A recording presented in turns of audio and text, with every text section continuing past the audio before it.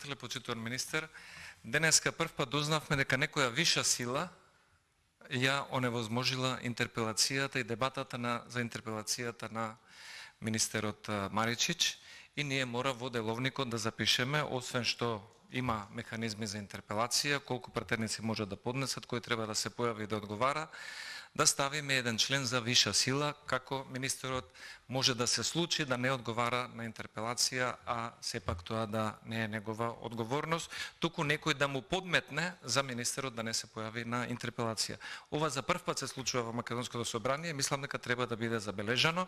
Мора да откриеме како тоа се случило, за да не се повторува, бидејќи ми падна на вистина жал колку министерот сакал да се појави во собранието, но некои невидливи сили не му дозволиле да дојде тука и да представи што сработил.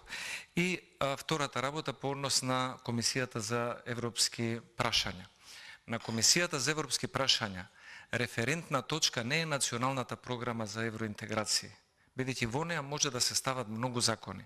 Во деловникот е точно определено, кога закон доаѓа во Комисијата за европски прашања, мора да има наведено таксативно со бројка и со извор кој акт од Европската Унија се усогласува со македонското законодавство. Значи, напоменувам, акт на Европската Унија, на Европската комисија, парламент или други тела, а не на владата.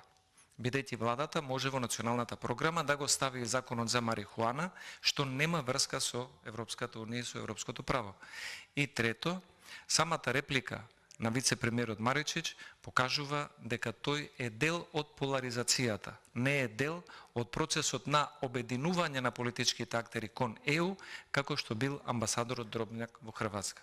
За жал, ова ќе биде хендикеп на нашиот процес. Благодарам.